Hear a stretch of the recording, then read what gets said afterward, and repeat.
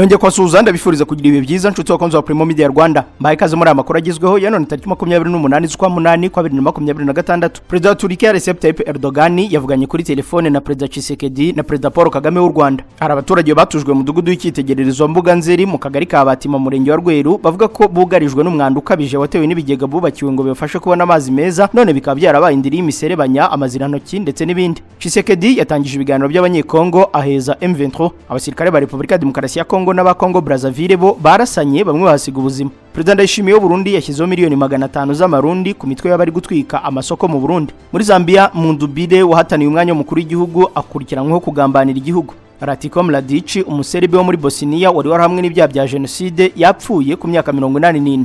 Waruzi ko kubaka bitesha benshi umutwe kandi nyamara ubufasha buhari waba uba mu Rwanda cyangwa imahanga. Mess Limited iriho ku bwawe kuva ku ntambwe ya mbere kugeza ku ya nyuma, bivuga kugushakira ibyangombwa byo kubaka inyubako iyo ari yo yose no kukubakira bigezweho kandi bihendutse byose. Mess Limited turabigukorera.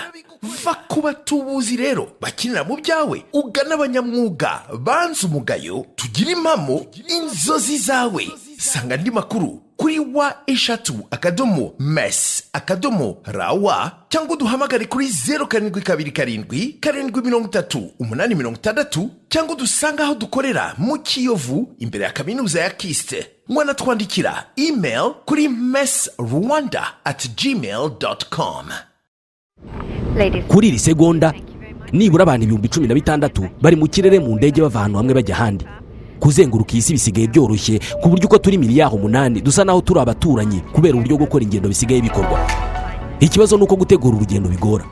Gukora reservation ya tike y'indege, gushaka visa, ubwishingizi bw'urugendo.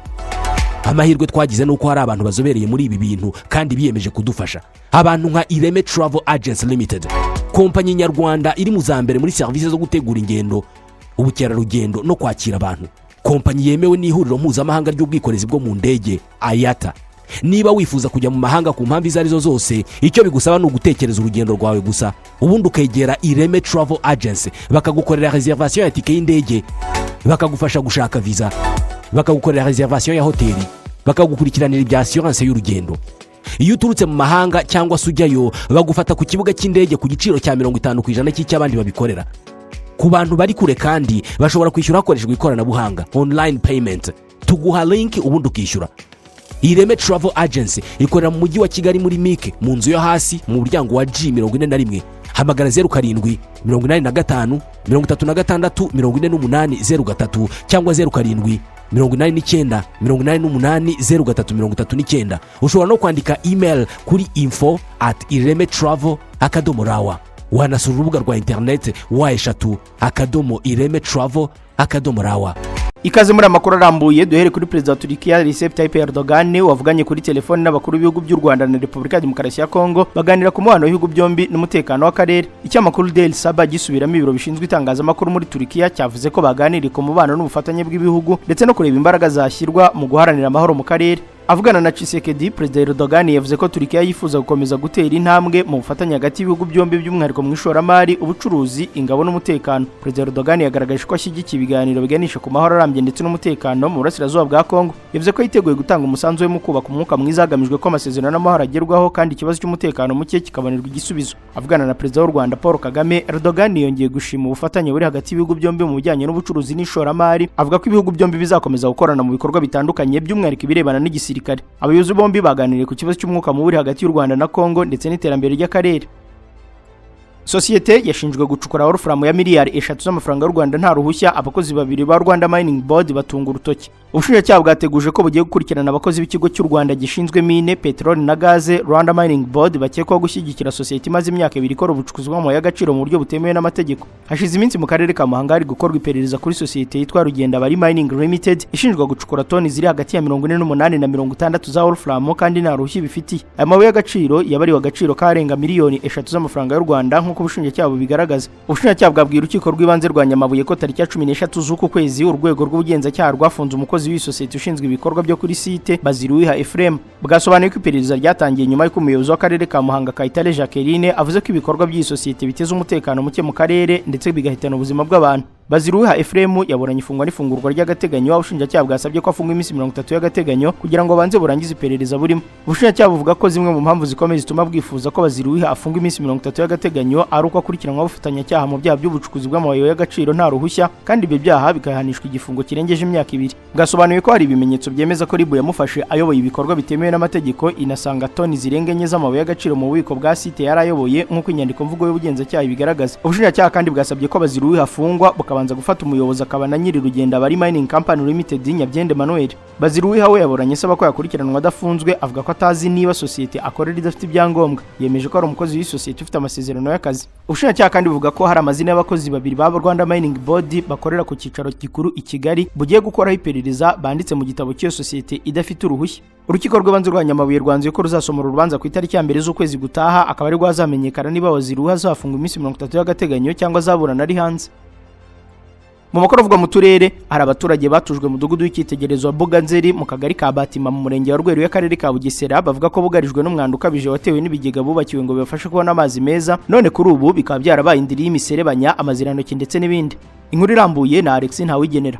Iyo ugeze mu mudugudu wa Mbuganzeri ho mu murenge wa Rweru mu karere ka Bugesera, ahatujwe imiryango yimuwe ku kirwa cya Mazane, usanganirwa n'umwanda ukabije cyane ku bigega bubakiwe bifata amazi aba yaturutse ku nzu zabo. Amazirantoki, ibikeri, ibishingwe n'indi myanda itandukanye nibyo usanga muri ibi bigega binavomwamo amazi akoreshwa n'abaturage b'uyu mudugudu. Ubwo ni imiserebanya kanga bivuga n'inya byose biri rwose urupfu rwose urupupe nta mazi arimo, nta mazi baduhaye. Iki ni bigega baduhaye byabaye rusange, bibigega bivomwa n'imidugudu irenze 5, kandi bavuze ko ari bigega bari batwubakiye. None ibigega byarasenyutse, turahakubitirwa umunsi ku munsi. Dufite bw'ibi bigega nkange w'umukecuru sinzi kuvomesha umugozi, urabona n'ugushoramo umugozi, ubwo mpushije nanjye nagwamo. Ngize imbogamizi dufite. Funiko yahozeho rero natwe twarabyutse dusanga babikuyeho, ntabwo tuza babikuyeho, nimbara babikuyeho babigurisha ntabwo twebwe tubizi. Inzugi zari ziriho, niba ari za marine zagiye zibikuraho bakajya kubigurisha mu byuma bishaje, nta ubizi. Ungenge tugira abana bakunze kuhakinira, iyo bahakiniye rero natwe abahegereye ntabwo tugira umutekano, twicara ducungacunga n'ibyo wakora nyine ukabireka ucungacunga ahantu. Abaturage barifuza ko bafashwa uyu mwanda ugakurwa muri ibi bigega, kandi n'imifuniko yahoze kuri byo. Abaturage barifuza ko bafashwa uyu mwanda ugakurwa muri ibi bigega, kandi imifuniko yahoze kuri byo igashyirwaho hirindwa indwara ziterwa n'umwanda, kimwe n'abana bashobora kuhaburira ubuzima mu gihe hari uwagwa muri kimwe muri ibi bigega, dore ko byubatswe hasi. Sabira kereka umuntu bamuhaye akagega niyo kaba akaritiro nibura nk'ijana, ariko ukavuga ngo kari ku nzu yawe. Dutera inkunga ahantu bakahafunga natwe twamererwa neza. Ibigega byuzura amazi ku buryo umuntu ashobora kugwamo n'ubwo yaba ari umuntu mukuru agaheramo rwose. Ubwo rero tukaba dushaka ubuvugizi bw'ukuntu rwose ibyo bintu babikoresha bakabifunga, hatazagira umuntu ugwamo bikaduteza ikibazo. Naho abana bo nibisanzwe barahakinira isaha ku isaha bakumva ngo baguyemo. Ngo guhera ku mwana w'imyaka 5 aje agacuramamo hano mu gihe tuba twagiye guhinga, mu by'ukuri umwana ahereramo ko ari ikigega cyuzuye amazi. None ngo nuko imvura yabuze hari igihe amazi aba yuzuye ibigega, umwana akabagamo niyo ntumbi ntibazayibona. Umunyamabanga nshingwabikorwa w'umurenge wa Rweru Bwana Sibomana Jean Claude ntiyitabye telefone yacu, kandi ntiyanasubije ubutumwa bugufi twamwandikiye. Icyakora umwe mu bayobozi bakorera muri uyu mudugudu yatubwiye ko ubugenzuzi bw'uyu mudugudu bwavuye mu maboko ya rwiyemezamirimo, ubu bukaba buri mu ya leta. Arakoze Ntawigenera. Dukomereza amakuru Rwamagana, ahari intabaza ku mukecuru usembera n'abana babiri bafite ubumuga. Umukecuru imyaka 67 witwa Mukanduti Esperance wo mu murenge wa Gahengeri mu karere ka Rwamagana amaze igihe asembera n'abana babiri bafite ubumuga kuko atageraho kuba, nyuma y'uko ubuyobozi busenya inzu yabagamo buvuga ko itajyanye n'igihe. Uyu mukecuru yarasanzwe atuye mu mudugudu wa Rubonobono mu kagari ka Mutamwa. Abana n'abana babiri bafite ubumuga, umwe akaba ari uwo yabyaye naho undi yamusigiwe n'umukobwa we wabyariye iwabo. Mukanduti yavuga ko abayeho ubuzima bwa gikene kuko kubona ibyo kurya bimugora, ariko ikibazo kikarushaho gukomera kuko atageraho kuba. Avuga ko mu 2024 aribwo ubuyobozi bw'umurenge wa Gahengeri bwasenye inzu yabagamo buvuga ko itanga isura mbi. atabayobozi baje gutaha inzu bubakiye umuturanyi wanjye babonye iyo mbamo baravuga ngo irashaje bahita bayisenya banyizeza ko nanjye bazanyubakira imyaka ishize ari 2 bataranyubakira. Yavuze ko ubuyobozi bukimara gusenya inzu ye bwamushakiye inzu yo gukodesha mu gihe yategerejwe ko yubakirwa indi ariko nyirayo akabahora aza kuyimusohoramo kuko ngo ubuyobozi butamwishyura amafaranga y'ubukode. Nkurunziza Jean Damascene niwe nyiri inzu Mukanduti yacumbitsemo avuga ko impamvu ashaka kuyimusohoramo ari uko amaze igihe atabona amafaranga y'ubukode uko bikwiye kandi 5,000 bamubwiye ko bazajya bamwishyura atakijyanye n'igihe. Nkurunziza kandi indi mpamvu avuga nuko ashaka kuvugurura inzu ye mu gihe igiciro cy'ubukode nacyo cyazamutse. Umunyamabanga nshingwabikorwa w'umurenge wa Gahengeri bya Ruhanga John Bosco yavuze ko ikibazo cya Mukanduti bakizi kandi ko atazirukanwa muri iyo nzu kuko ubuyobozi bwaganiriye na nyirayo. Ati icyo kibazo ndakizi ntabwo amusohora kubera ikibazo cy'amasezerano kandi twarabivuganye. Uwo mukecuru niwe afite ikibazo naga n'ubuyobozi atubwira ikibazo afite tukimufashe. Uyu muyobozi akomeje avuga ko Mukanduti yari ku rutonde rw'abazubakirwa nubwo atagaragaza igihe bizakorerwa. N'abanyarwandakazi babyara babazwe ngo bariyongereye cyane. Mu mwaka wa 2025 umugore umwe muri 4 babyaye muri kiriya gihe yabyaye abanje kubagwa. Muri bo hari bamwe babazwe babyisabiye abaganga kubera ko bavugaga ko kubyara mu buryo busanzwe bibababaza kandi bigatuma batinda kubona uruhinja baba bamaze igihe kirekire bategereje bihanganye. Imibare yatangajwe n'ikigo cy'u Rwanda kibarushamo barigaragaza ko umubare w'abagore babyara muri ubwo buryo ukomeza kwiyongera uko imyaka ihita indi gataha. Nk'ubu mu 2005 abagore babagwaga ngo bashobore kubyara bari 3%. Mu 2025 ababyaye babazwe babaye 24%. Nubwo abaganga hari ubwo basanga umugore agomba kubyara bazwe arabagore ubwabo babyisabira abaganga. Ubu babare baterwa n'ibise mu gihe cyo kubyara buri muri kimwe gituma abagore basaba ko babyara babazwe. Imibare yerekana ko mu mwaka wa 2010 ababyaye babazwe bari 9%. Hagati ya 2014 na 2015 iryo janisha rigera kuri 14%, naho 2019 na 2020 uyu mubare ugera kuri 17%, mu gihe umwaka ushize wageze kuri 24%. Mukanya aya makuru turakomereza ko yavuga hanze y'u Rwanda. Ubu twamaze kubibona twese kubera guhenda kwa mazutu na essence ntabwo tuzatungurwa no kubona mu minsi mike igiye kuza mu mihanda hazaba hasigayemo imodoka nke cyane za Kia, Hyundai, hybride z'amoko atandukanye n'izindi nke cyane. Izi zizasigara mu mihanda niza bamenye Auto Korea Maintenance Limited, ikigo cy'inzobere mu gusuzuma no kwita kuri systeme zigize imodoka ku buryo litiro 8 za mazutu wazikoresha mu birometero 100 naho litiro 7 za essence zikora mu birometero 100 cyangwa se hejuru yabyo. Auto Korea Maintenance Limited ni abahanga bagufasha mu gihe ufite imodoka y'amashanyarazi, bazobereye cyane kandi mu gusubiza ku murongo imodoka zose zakoze impanuka kandi bakikurikiranira ibijyanye na assurance. Wowe uzaba gusubiza imodoka yawe imeze nk'ari nshya, bayisubiza agaciro kayo yahoranye, zaba za Kia, Hyundai, full electric na hybride. Abagira ibibazo ku mihanda imodoka ikaba yakuzimiraho bagukorera dépannage ku buryo imodoka yawe bayikurikirana mu gihe gito. Abafite imodoka zikoresha mazutu muri Auto Korea Maintenance Limited bazikorera maintenance bakoresheje imashini zabugenewe batiriwe bafungura imodoka, ubundi imodoka igatangira kunywa bike cyane. Ibi igiciro kibikomoka kuri petrol kirabidutegeka twese. Ni n'abahanga cyane mu gusuzuma no gukora neza imodoka z'amashanyarazi. Abarimo kuzigura ntimugire impungenge, ni mubagane ku mashami yabo igikondo mu mujyi wa Kigali n'inyamata mu Bugesera. Bahamagare cyangwa bandikire kuri 07 86 20 6054.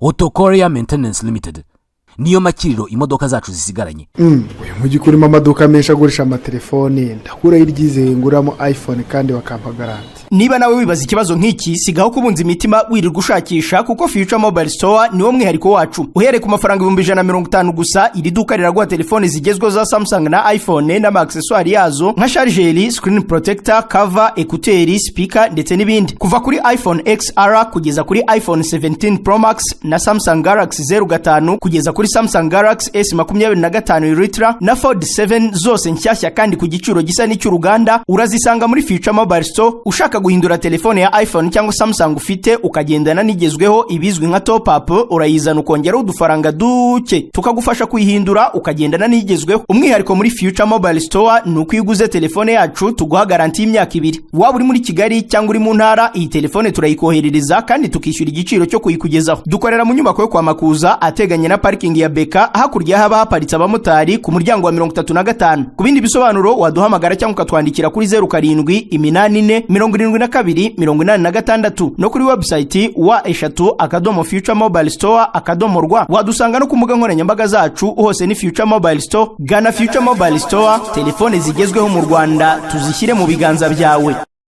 Mu makuru y'u Rwanda, Perezida Tshisekedi yatangije ibiganiro by'abanyekongo aheza AFC M23 Perezida wa Repubulika ya Demokarasi ya Kongo Felix Tshisekedi yatangaje ko agiye guterana ibiganiro bidaheza byo ku rwego rw'igihugu bigamije guteza imbere amahoro, ubumwe n'ubwiyunge mu gihugu. Mu ijambo ryanyuze kuri televiziyo yagejeje ku baturage ku mugoroba ku wa kane, Perezida Tshisekedi yavuze ko ibyo biganiro bizaba abanyekongo umwanya wo kuganira no gushakira hamwe ibisubizo ku bibazo bitandukanye birimo umutekano muke, intege nke mu miyoborere, itangwa rya serivisi za leta ndetse n'ubusumbane mu baturage. Ibi biganiro bishobora kumara amezi agera kuri 3 bikazatangira hategurwa ibiganiro n'abaturage ku rwego rw'ibanze ndetse no mu ntara 26 zose z'igihugu mbere yuko bisozwa n'ibiganiro byo ku rwego rw'igihugu bizabera ku murwa mukuru Kinshasa. Perezida Tshisekedi yavuze ko ibi biganiro ari gahunda yigenga y'igihugu byateguwe n'abanyekongo kandi bigenewe abanyekongo, bizabera ku butaka bwa Kongo kandi ngo bizibanda gusa ku nyungu zisumba izindi z'igihugu. Yasobanuye gahunda nk'igamije kugera kuri byinshi kandi kizitabirwa n'abaturage b'ingeri zose ndetse n'abafite ibitekerezo bya politiki bitandukanye nta vangura. Gusa yavuze ko hari abantu bamwe batazemererwa kwitabira ibi biganiro. Perezida Tshisekedi yavuze ko abantu barwanya ubutegetsi buriho bifashishije intwaro bigaruriye igice cy'ubutaka bw'igihugu ku ngufu, abayobora inzego z'ubuyobozi zitemewe n'amategeko mu bice bya Repubulika cyangwa abakorera igihugu cy'amahanga aricyo u Rwanda ngo ntibazemererwa kwitabira ibi biganiro nk'igice cya politiki.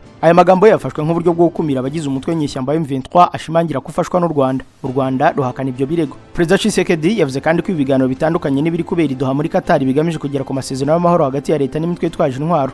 Ibyo byo ngo bizakomereza aho ngaho muri Qatar. Itangazwa ry'ibi biganiro byo ku rwego rw'igihugu ribaye mu gihe abatavuga rumwe n'ubutegetsi bakomeje kwamagana gahunda ya kamarampaka igamije guhindura itegeko nshinga. Bakavuga ko iyo gahunda ishobora gutuma Perezida Tshisekedi ashaka manda ya 3 ku butegetsi. Manda ya 2 biteganyijwe ko izarangira mu 2028. Nubwo itariki y'igihe ibi biganiro bizatangirira itaratangazwa, Tshisekedi yavuze ko hazashyirwaho komite izategura kandi igakurikirana uko ibyo biganiro bizaba biri kugenda. Abasirikare ba Congo-Brazzaville n'aba Repubulika ya Demokarasi ya Kongo barasanye, bamwe bahasiga ubuzima. Abasirikare ba Repubulika ya Demokarasi ya Kongo barasanye n'aba Congo-Brazzaville mu gikorwa cyabereye ku mupaka w'ibihugu byombi, aho byemejwe ko hari abantu bahasize ubuzima. Radio mpuzamahanga y'Abafaransa yatangajwe ihangana ry'aba basirikare b'ingabo za Congo-Brazzaville n'iza Congo Kinshasa itaramenya neza icyateye ubwo bushyamirane, ariko yemeza ko hari abapfuye n'ubwo umubare wabo utaratangazwa. Imirwano yabereye hagati mu ruzi rwa Kongo rutandukanye ibihugu byombi. Ahabera iki gikorwa ni mu gace kari hagati ya Makoti-Mpoko muri Congo-Brazzaville na Yumbi muri Congo Kinshasa. Abatangabuhamya babwiye RFI ko abasirikare ba Congo-Brazzaville bari ku irondo risanzwe mu mazi bahuye n'aba Fardc nyuma kurikiraho kurasana. Icyateye imirwano ntikiramenyekana. Minisitiri w'Abanyamahanga wa Kongo Therese Kayikwamba Wagner yavuze ko ibyabaye bibabaje ndetse ko byahitanye ubuzima bw'abantu, cyakora ntiyatangaza umubare w'abasirikare bishwe muri uko kurasana. Mu gihe iperereza rigikomeje kugira ngo amenyekane neza icyateye imirwano, abayobozi b'ibihugu byombi basabye impande zombi gutuza no kwirinda ibikorwa bishobora kongera umwuka mubi hagati ya Kongo zombi. Perezida Ndayishimiye we yashyizeho miliyoni 500 y'amarundi ku mitwe y'abari gutwika amasoko y'u Burundi. Perezida wa Burundi Evariste Ndayishimiye yatangaje ko umuntu uzatanga amakuru afasha kumenya cyangwa gufata abakekwaho gutwika amasoko mu bice bitandukanye by'igihugu azahabwa igihembo cya miliyoni 500 z'amarundi. Muri leta twemeye yuko umuntu azodufatira umuntu aturiye umucanwa avuyeko tumuhemba 500 miliyoni. Tuzomuhemba uwo uzomufata. Ntuzocubeshera umuntu uko turaba ko ari ivyo. None ko tugira nkete tukaraba ko ari ivyo. Mugabo ndababwije ukuri twayateguye neza kuko hakazofatwa 5 umuriro wadutse kuri bo bizaba biheze. Kuko bazora ba terrorisme murazi igihano. Ntaremwe. Igihano kirazwe kiraharuye. Turereke turabe ko ari gisubiye. Nk'ubu ndababwira imbonera kure. Mwese ni muji inama muvuge muti kuva uno munsi nta soko izosubira kudushana kandi ndazi ko bikunda. Kuva uno munsi muravuga muti nta soko izosubira kudushana. Nuvuga imbonera kure muhana konsigne ahari imbonera kure hose ati jewe ahondi nta kibi gisubira kuhabera. Imbonera kure rero muvyumve. Aha mwebwe ivyo mubona byose ni ubu muri initiation bateme ico bura cyose ni bateme. Ubu rero ni mwige guhangana na bateme. Uvuga uti ico ni giki. Nk'ubu ndababwira imbonera kure. Mwese ni muji inama muvuge muti kuva uno munsi nta soko izosubira kudushana kandi ndazi ko bikunda. Kuva uno munsi muravuga muti nta soko izosubira kudushana. Nuvuga imbonera kure muhana konsigne ahari imbonera kure hose ati jewe ahondi nta kibi gisubira kuhabera. Murako bidakunda turabafata nta ngisivye. Muri leta twemeye yuko umuntu azodufatira umuntu aturiye umucanwa avuyeko tumuhemba 500 miliyoni. Tuzomuhemba uwo uzomufata. Ntuzocubeshera umuntu uko turaba ko ari ivyo. None ko tugira nkete tukaraba ko ari ivyo. Mugabo ndababwije ukuri twayateguye neza kuko hakazofatwa batanu umuriro wadutse kuri bo bizaba biheze kuko bazora ba terrorisme murazi igihano ntaremwe igihano kirazwe kiraharuwe turereke turabe ko ari gisubiye kubera none ko ushobora gusanga nk'ubu umuntu afise kioske ariwe atuririwe agaca yigira hagasigara handukiza none wibaza hajya hari inderetsi za vrai yo kugara ata muntu yarungurutse iyo hari inderetsi za vrai hajya ariko arugara ari umuntu ariko araba ko adasize yakije akabuji biba biheze mugabijya n'ibigeragezo bigutuma ukanura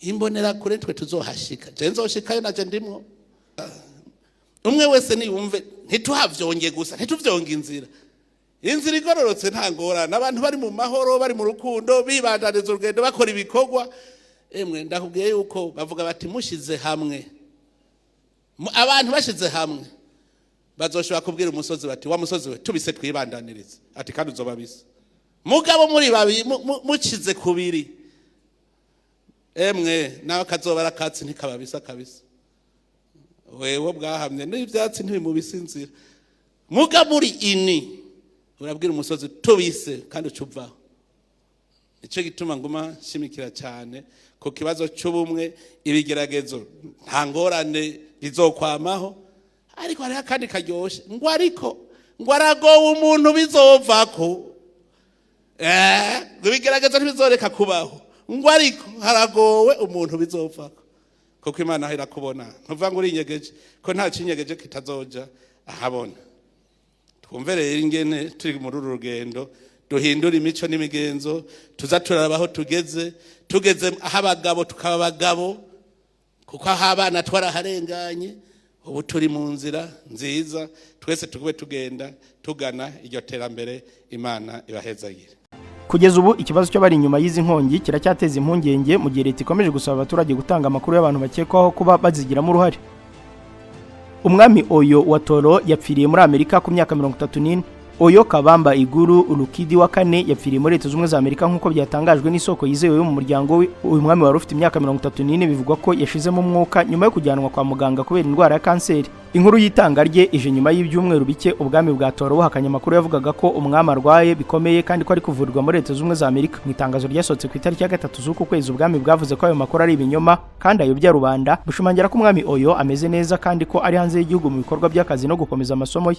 Umwami Oyo wa Toro muri Uganda yavutse ku itariki 16 z'ukwa kane mu 1992 yima ingoma tariki ya 12 z'ukwa 9 mu 1995 afite imyaka 3 gusa nyuma y'urupfu rwa se Omukama Patrick David Matthew Kaboyo. Yabaye umwe mu bami bato cyane ku isi bayobaraga igihugu cyangwa ubwami. Ingoma y'umwami Oyo yaranzwe no gushyigikira ibikorwa bigamije guteza imbere uburezi, ubuzima, kubungabunga ibidukikije, ubukerarugendo no guhimbaraga urubyiruko muri Toro. Muri Zambia Mundubire wari umukandida ku mwanya wa perezida akurikiranwe kugambanira igihugu. Umuyobozi w'ishyaka ritavuga rumwe n'ubutegetsi muri Zambia Brian Mundubire yabajijwe na polisi ku birego byo kugambanira igihugu.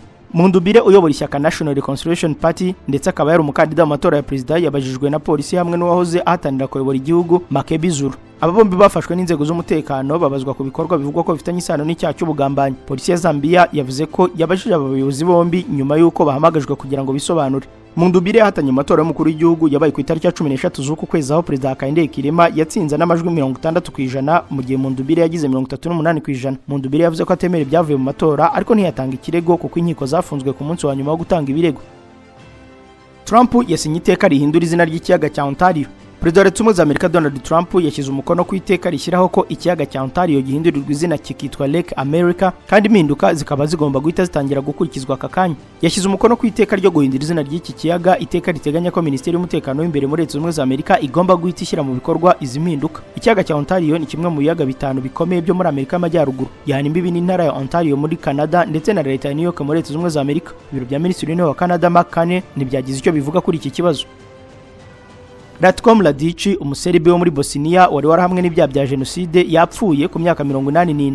Ratko Mladic umuserbe wo muri Bosnia wari warahamwe n'ibyaha byo mu ntambara yapfiriye muri gereza y'umuryango w'abibumbye mu Buholande afite imyaka 84. Mu 2017 yakatiwe gufungwa burundu nyuma yo guhamwa n'ibyaha bya jenoside, ibyaha byo mu ntambara n'ibyose inyoko muntu mu gihe cy'intambara yabaye mu yahoze ari Yugoslavia kuva muri 1992 kugeza muri 1995.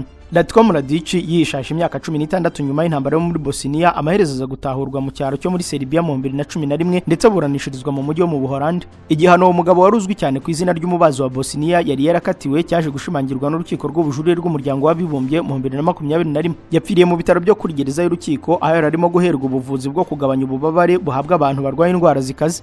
Mu itangazo ryemeza urupfu rwe, urwo rukiko rw'umuryango w'abibumbye rwavuze ko abategetsi bo mu Buholandi batangiye gukora iperereza. Rwongeye ko umucamanza mukuru w'urwo rukiko yategetse iperereza ryuzuye ku kuntu Mladic yapfuye. Kwezi kwa gatanu uyu mwaka urwo rukiko rwanze ubusabe bwo kumurekura mu gihe ubuzima bwe bwari hafi kugera ku musozo. Mladic utarigeze na rimwe yemera urwo rukiko rw'umuryango w'abibumbye yarafungiwe muri iyo gereza yarwo Irahe kuva mu 2011. Mu myaka y'1990 yoboye ingabo z'abaserbe bo muri Bosnia zarwanaga n'ingabo z'abakroate bo muri Bosnia hamwe n'ababosniaka abayisilamu muri Bosnia. Muri iyo ntambara ingabo ze zakoze icyaje kumenyekana nko kumenesha ubwoko muri Bosnia na Herzegovina kugira ngo yirukane ku ngufu abaturage batari abaserbe. Izo ngabo zagose umurwa mukuru Sarajevo apfa abantu barenga 10,000 ndetse zica abagabo n'abahungu bose hamwe 8,000 i Srebrenica. Abishwe n'umwuzure muri Nepal na Tibet bageze ku bantu nibura 469. Abantu 469 bamaze gupfa muri Nepal ndetse abandi barirwa mu magana baracyaburiye irengero nyuma y'umwuzure ukaze w'igihe gito wabaye kwa gatatu mu gace k'imisozi miremire ya Himalaya kegereye umupaka. Muri Tibet abantu 3 bamaze gupfa mu gihe abarenga 550 baburiye irengero. Ntabwo biramenyekana niba imibare mishya ikomatanye n'abamaze kubarurwa no muri Nepal. Abakora ubutabazi bakomeje gushakisha barokotse ndetse aba bakora ubutabazi baravuga ko bahangayitse cyane nyuma y'amakuru avuga ko undi mwuzure ushobora kongera kwibasira aka gace kasenywe n'umwuzure wa mbere nk'uko abategetsi b'umuryango utabara imbabare Croix Rouge babibwiye BBC. Dusoreza amakuru ku muryango w'abibumbye urikotse igitutu imbuga nkoranyambaga kubera kubata abana.